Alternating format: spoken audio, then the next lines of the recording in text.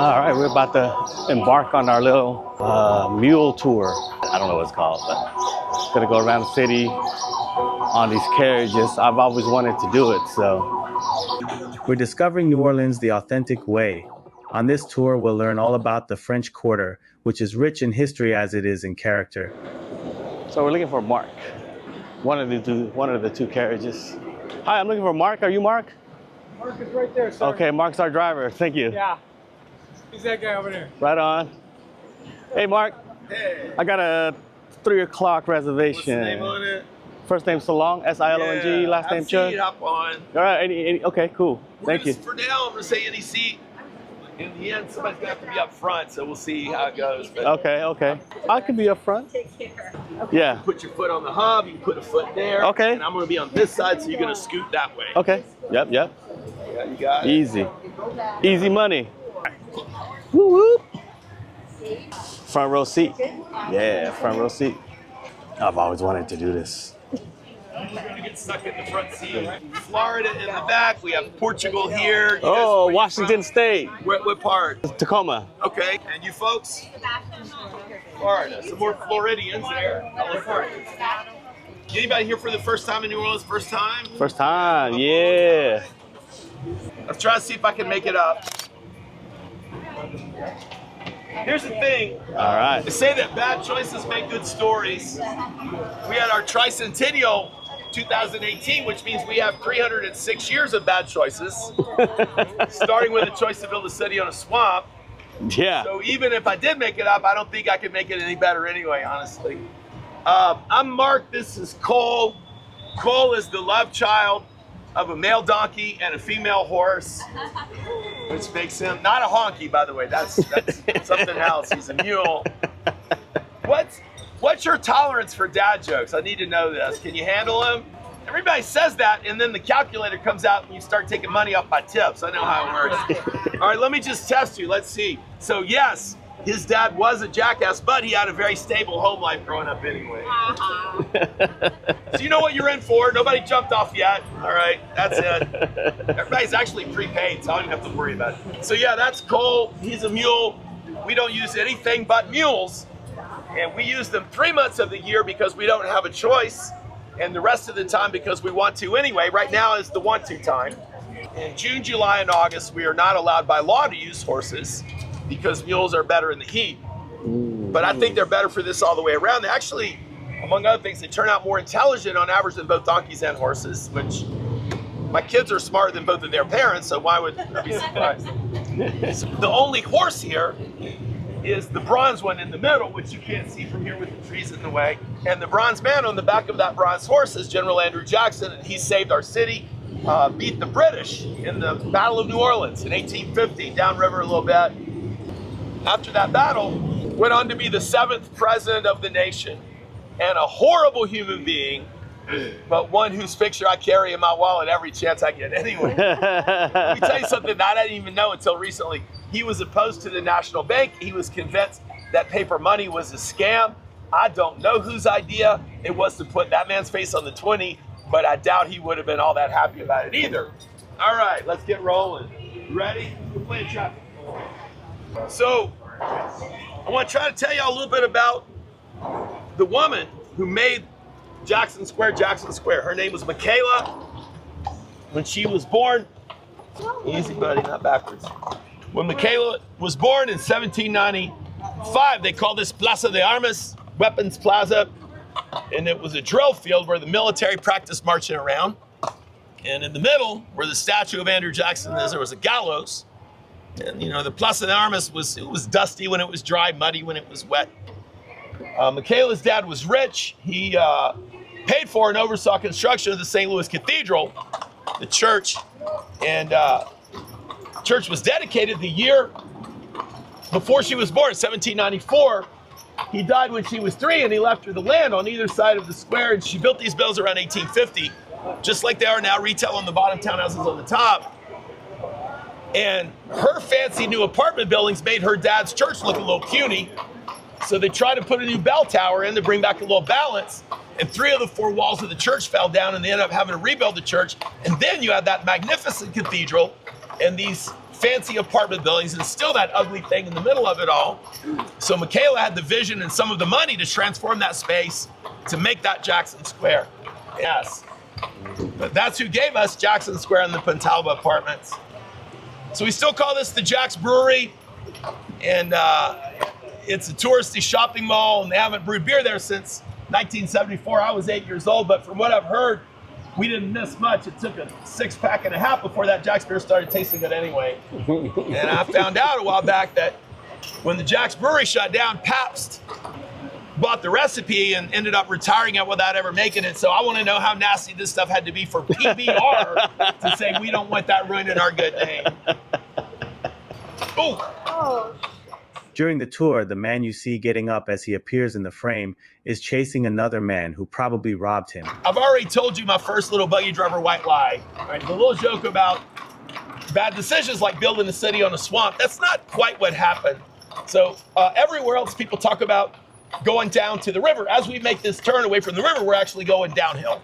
Not that you can tell, but this is what we call downhill, because right here by the river is what we call high ground. So about half of the city's below sea level, that part's that way.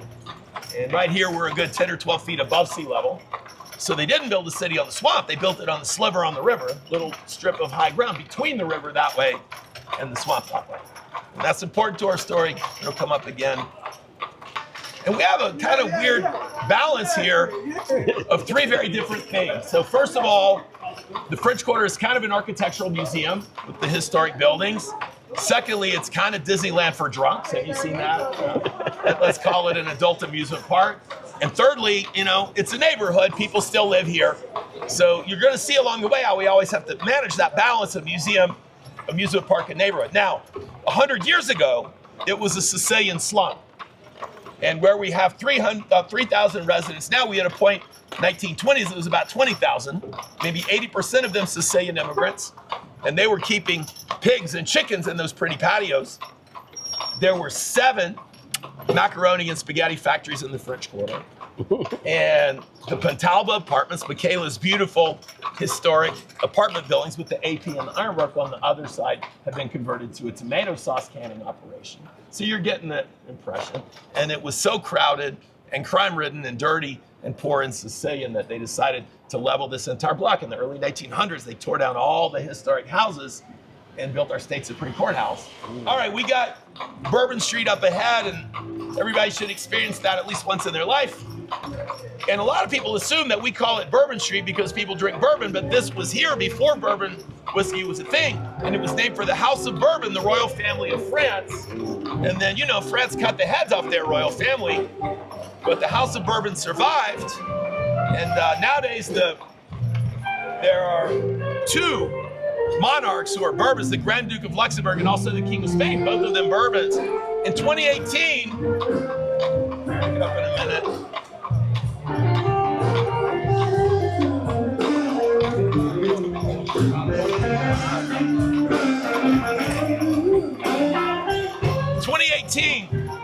King Felipe VI and Queen Letizia came here to wish us happy 300th birthday. Not Queen Latifah, she's been here a few times too, and I wish they could have been here at the same time, and I could have been the one to introduce Queen Latifah to Queen Letizia. How cool would that be? And I also wish I could have been there just to see the look on the face of Felipe VI when the King of Spain saw for himself what has become of the street named in honor of his family. Can you imagine how proud that man must have been? One of the cool things about the quarter to me is all the clever, creative methods of keeping drunk people and burglars from climbing stuff. This place, there are spikes on that pole in the corner and also on top of the patio wall. And there's barbed wire strung over the wall, and there are 3 security cameras on the balcony. So the whole spectrum of security features there from old-timey to high-tech. This place is not really old, it's kind of a replica, but you will see a lot of those spikes like that on the poles to keep people from climbing the poles. We have, 3,000 people who live here. We get 10 million visitors in a good year, half of them drunk. So you see the need for some security and privacy features. The most common type of house in New Orleans is a shotgun house. There are variations on that, but the classic traditional shotgun house, because there's no hallway, there's no privacy. You have to go through every room to get to the one behind it, and they say that if you open the front door and the back door and all the doors to the rooms in the middle, you could shoot a shotgun straight through that house without hitting anything. But that architecture was brought here in the early 1800s by refugees from the Haitian Revolution. We had so many Haitian refugees, they doubled the population of the city and transformed our culture. And you can trace the shotgun house from West Africa to Haiti, and Haiti to New Orleans, and New Orleans all over the South. All right, let's talk about directions. In New Orleans, we generally orient by the Mississippi River and Lake Pontchartrain, not the compass. We don't bother all that much with north, south, east, and west. The city was built in a bend of the river. The curve of the river makes everything confusing. So the only part of New Orleans that's a nice straight grid is this part, the original city here, the French Quarter. And the rest of it just twists and turns with the river. So that we have riverside, lakeside, downriver, upriver. And back in the day, traditionally, it was Riverside was the front of town, Lakeside was the back of town, upriver was uptown, and downriver was downtown. Now the front and the back, remember I told you that the closer you get to the river, the higher, right? So they built the city right on the river, facing the river, swamp behind it. By the way, that's why this part did not flood in Katrina. You had wind damage everywhere, and if your roof got ripped off, you got wet, right? But the flooding was coming from Lake Pontchartrain, not the river.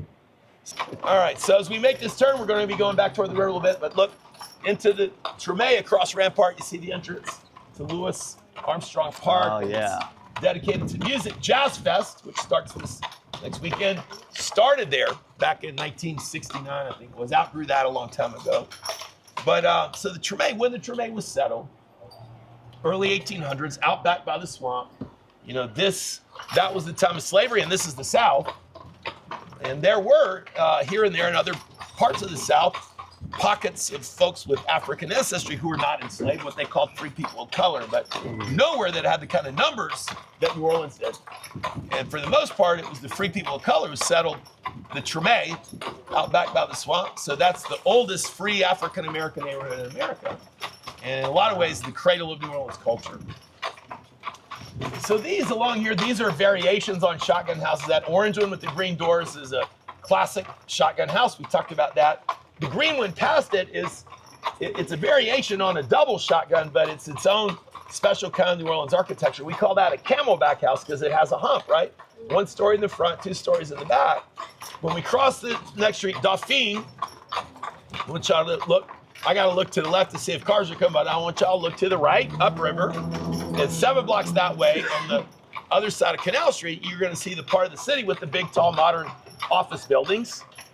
So we call that part the CBD. All right, nothing to do with cannabis. I'm sorry, y'all. Central Business District. We talked about security features. See that broken glass at the top of that wall? Yeah. And now that is something I would imagine you've probably seen in Portugal, all over Latin America, Southern Europe, parts of Europe, Asia, Africa, and all over the French Quarter. Sometimes 2-3 times on a block. I've never seen it anywhere else in the States except right here in New Orleans. But, you know, it's a common sense way to make the thieves think twice before they try to climb that wall. But you think of the city, historically, downtown was French, uptown was American, front of town was white, back of town was black. So Canal Street divided the French side from the American side, Rampart the white from the black. And, you know, of course, it bled together at the edges. It was never nearly that simple, but generally that's the way it worked. All right, you have Cafe Lafitte in Exile here. Lafitte's Blacksmith Shop Bar on the other end of this block. So after this block, it's all residential. No, nothing but houses, 2 bars. This one claims to be the oldest gay bar in America. You see the rainbow flag. This part of the quarter, this is the neighborhood part. Now, that's what I call it. And most locals call it the Fruit Loop. And I've checked with my gay friends repeatedly to say, are you sure it's okay to say that? And they're like, we call it that. Everybody does. So I guess I'm authorized. But the one bar down on this end that's not a gay bar, but it's the spot where the whole scene kind of started. This building is about as old as our nation itself, probably 1770s. Wow. And we had a fire, Good Friday, 1788. There was a fire that out of 1,100 houses in New Orleans, almost 900 of them burned. And they rebuilt the city, and about 6 years later, another big fire. So if that building goes back to the 1700s, that would mean that it survived both of the big fires. And according to our local tradition and legend, that was a hangout for Jean Lafitte, the pirate, back in his day. Speaking of fires and pirates, I mean, you know, since it starts that way, there's a bad joke on the way. You get that. Everybody ready? Speaking of fires and pirates, what do you get if you cross a pirate and a pyromaniac? Arson. You were warned. I don't feel bad at all. You were warned. But you know, so we had from the 1930s, going back to the time when Bourbon Street was still like any other street, from the 30s until last spring, there was a public elementary school right here, right off of Bourbon Street. And on April Fool's Day, I would tell everybody that the Jell-O shot was in here, 5th grade science project at the school right off of Bourbon, which is almost plausible. But last spring, they announced that to get this 90-something-year-old little red schoolhouse up to modern standards would cost $11 million. And for that kind of money, you can start over and build a beautiful new school somewhere. So they don't know yet what they're going to do with this building, but the bottom line is this is the first time since the early 1700s that the French Quarter has been without a school. When a neighborhood loses its last school, it's a little bit less of a neighborhood. But here's the thing, without a living, breathing neighborhood, you know, the rest of this ain't all that interesting anymore. When we get to the point where Disneyland for drunks is all that's left, I don't know who's going to want to come, because I don't think that anybody really wants to come here to find Vegas or Orlando at the mouth of the Mississippi. So losing the last school puts us one step closer to that. All right, so in the early days when New Orleans was actually new, nobody wanted to live here, because it was hot and humid and there were snakes and mosquitoes and alligators and fires and floods and hurricanes. Sounds kind of like Florida too. Y'all got all that and Ron DeSantis, but not that our governor's any better. Anyway, treading on dangerous ground. No one wanted to live here. It was, and they had to round up drunks and debtors and criminals and dump them here to populate this place. And this was kind of like for France what Australia was for England. That makes sense. They took one time 160 women and teenage girls from the Salpêtrière women's prison in Paris and put them on ships and dumped them here to be wives. So that's our DNA, right? Probably explains things. And the prisoners in Paris back then evidently preferred to remain in prison in Paris rather than to be free in New Orleans. And we know that because when a rumor would break out among the prisoners that they were going to get sent to New Orleans, the prisoners would rise up and riot, and some of them would end up getting shot and killed in the prison yard. So when I tell you that people back then were dying not to come here, that's no joke. Okay, it is, but it's also literally true. And within a few years of that, there were these Catholic nuns. They belonged to the order of St. Ursula, which is a teaching order. And the Ursuline nuns were practically begging for an invitation to live and work in this godforsaken swamp that everyone else had been dying not to come to. And they wanted to start a girls' school to educate the former prisoners and prostitutes that made up the female population. And the political leaders who were running New Orleans back then, I mean, I could tell you that a girls' school is not at the top of their list of priorities. The reality is it wasn't at the bottom either. It wasn't anywhere on that list at all. They didn't see a need for that. Now, everybody in New Orleans knew that New Orleans needed nuns because they needed somebody to run the hospital, but they wanted nurses, not teachers. That nowadays, nurses can work anywhere in the world they want to. And if the nursing nuns could pick any place they wanted to work, this is the last place they were going to pick. So the politicians faced with this situation, they needed nurses and all they could get was teachers. And they decided they were going to manipulate the nice, naive school teachers. They said, all right. I told these nuns, they said, so we understand y'all really, really want to come to New Orleans, and we have come up with a plan to make your dream come true. And all you have to do is sign this little contract to run our hospital. And you know, once you're done with all your duties, taking care of all the sick people in the city, teach as much as you want to in your spare time. So the school teacher nuns signed a contract to come here as nurses. And they got off the ship and they went to the hospital. And the Mother Superior spoke up for her sisters and she said, look, she said, I've seen cowsheds in better shape than your so-called hospital. And I don't know how desperately sick someone would have to get before they got desperate enough to come here for help. But I know that my sisters and I are not working here under these conditions. And the hospital, as it turns out, was a few blocks away from where the city was putting them up. She said, furthermore, I don't think you understand how this nun thing even works because we're supposed to be cloistered within the walls of a convent. And if you think that we're going to be tramping back and forth across town to work every day, you've got another thing coming. They had signed a contract to run a hospital, so that was going to happen sooner or later. But in the meantime, they managed to come up with enough excuses to drag their feet on it for years and not touch the hospital until they had the school. So they started Ursuline Academy in 1727, a few blocks away. And then in the 1750s, this building was built to house the nuns in the school. And let me tell you something. If you mention those big fires, that happened during the Spanish time. So we call this, the French Court was built by France, but almost entirely rebuilt by Spain. So, Mark. Hi, yeah, Mark. hello. Hi, Mark. Hello. So y'all tip him good, he owes me money. We're gonna cross over into the Marigny, the neighborhood downriver from the French Quarter. The thing in the middle of the road that everybody else in America calls the median, we in New Orleans call it the neutral ground. And on the neutral ground, there's that plaque. I don't know if any of you saw the book or, saw the movie or read the book, 12 Years a Slave. But Solomon Northup was a free man of color in New York. He was abducted, sold into slavery, and after 12 horrific years was finally freed and reunited with his family. And but that was where there was a slave pen, which is a nice way of saying a cage for human beings, where Solomon Northup and thousands of others were held waiting to be sold. That's a shameful thing, but it's part of our story. So the Marigny here was carved out of a plantation that belonged to a guy named Bernard de Marigny, colorful character, broke the family farm into lots and sold it off in the early 1800s to make this neighborhood. And I'm going to tell you some fun little facts about Bernard de Marigny in just a minute. But I got to pause and point out that gate on the left with the alligator handles, because I've been doing this long enough to know that whatever I'm pontificating about at this point, if anybody sees that, I'll lose everybody's attention anyway. So check it out. So Bernard de Marigny, in addition to this neighborhood, gave us the gift of the game of craps here in the U.S. He went to France to study, and I don't know what his parents sent him to France to learn. I sent a couple kids to college, and they always learned some things you didn't plan on, you know?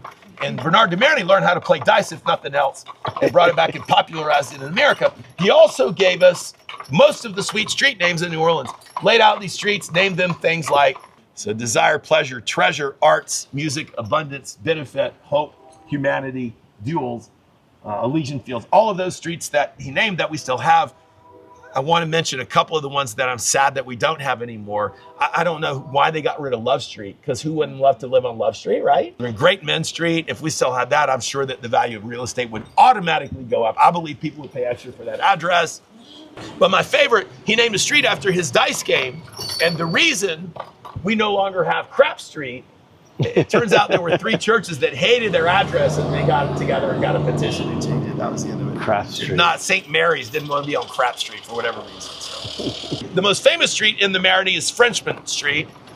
And nowadays, people think of it kind of as an alternative to Bourbon Street. I like to say, think of Bourbon, the way Bourbon Street used to be when there was a lot of jazz, or kind of like Bourbon Street for locals, where locals go to party. But in the 1760s, France gave New Orleans to Spain in a secret treaty, so secret that the people who lived here didn't find out they had changed countries till years after the fact. And when the Spanish governor finally showed up to take over, he wasn't welcome. Everybody evidently wanted to be French, whether France wanted them or not. And there was a rebellion, and the governor panicked and got back on the ship. And Spain sent another governor to quell the rebellion, and that other governor rounded up the ringleaders and had them shot about 3 blocks back that way. So when Bernard de Marigny laid out the street that started where that firing squad had taken place, he called it Frenchman Street in honor of the men who had died there because they wanted to be Frenchmen instead of Spanishmen. 2 years ago, CNN had an article with a list of the 24 best sandwiches in the world and where they come from.